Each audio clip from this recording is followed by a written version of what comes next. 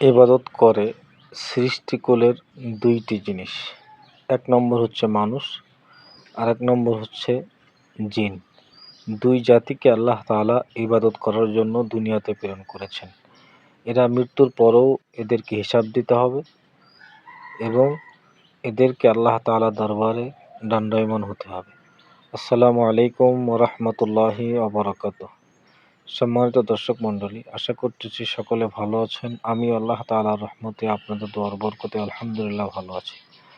আজ যে ভিডিওটি আমি আপনাদের সাথে শেয়ার করতে চলেছি, ভিডিওটির আজ আমরা এই দুনিয়াতে এসেছি আল্লাহ সুবহানাহু ওয়া তাআলা কী কারণে আমাদেরকে এই দুনিয়াতে প্রেরণ করেছেন সেটাকে স্পষ্টভাবে আমাদের জেনে রাখা দরকার, আমাদের বোঝা দরকার এবং সেই অনুযায়ী আমাদের জীবনকে পরিচালনা করা দরকার। দেখুন, আল্লাহ সুবহানাহু ওয়া তাআলা অগণিত মখলুক দুনিয়াতে প্রেরণ করেছেন। তার ভিতরে একটি মখলুক আমরা মানুষ, আর একটি মখলুক হচ্ছে জিন। এই দুইটি জাতিকে আল্লাহ তাআলা হাশরের ময়দানে হিসাব নেবেন এবং এই দুইটি জাতির ইবাদত বন্দেগী আছে।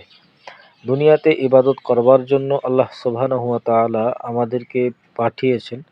সেই ইবাদতটা কখনো মানসিক হয়, কখনো শারীরিক হয়, কখনো অর্থনৈতিক হয়, বিভিন্নভাবে আমাদের ইবাদতগুলো হয়।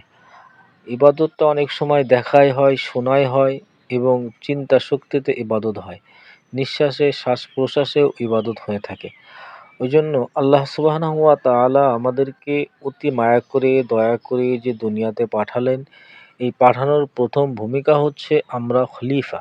খলিফা হিসাবে আমরা যখন দুনিয়াতে এসেছি, আল্লাহ সুবহানাহু ওয়া তাআলার নিয়ম কানুন আইন মেনে চলাই হচ্ছে আমাদের কর্তব্য এবং অপরিহার্য হয়ে আছে। ওই জন্য আমাদের জীবন পরিবর্তনের জন্য আমাদেরকে একটু পরিশ্রম, একটু কষ্ট করতে হবে।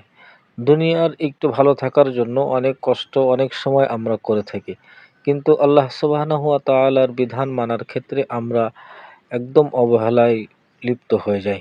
ওই জন্য আমাদের উচিত হবে যে আল্লাহ সুবহানাহু ওয়া তাআলা এত সুন্দর নিয়ামত দিয়ে দুনিয়াতে আমাদেরকে পাঠালেন, আমাদেরকে এত নিয়ামত দিলেন, নিয়ামতে ভরপুর করে দেওয়ার পরে আল্লাহ বলতেছেন তোমরা আমার ইবাদত করো।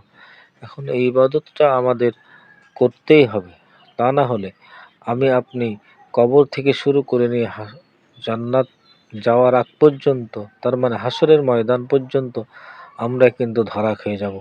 এই ধরা থেকে বাঁচার জন্য আমাদেরকে দুনিয়ার জিন্দেগিটা ইবাদতের ভিতরে মশগুল থাকতে হবে। যদি আমি আপনি আমাদের এই দুনিয়ার জিন্দেগিটা ইবাদতের ভিতরে মশগুল রাখতে পারি, তাহলে অবশ্যই অবশ্যই আল্লাহ সুবহানাহু ওয়া তাআলা আমাদেরকে দুনিয়া এবং আখিরাত উভয় জায়গায় আমাদেরকে মঙ্গল করবেন। আমাদের জন্য সুদীর্ঘ পথ রয়েছে, সেই পথ ধরে আমরা যেন আল্লাহর নৈকট্য হাসিল করতে পারি। আল্লাহ তাআলা আমাদের সবাইকে সেই তৌফিক দান করুক, আমিন। আসসালামু আলাইকুম ওয়া রাহমাতুল্লাহি ওয়া বারাকাতুহু।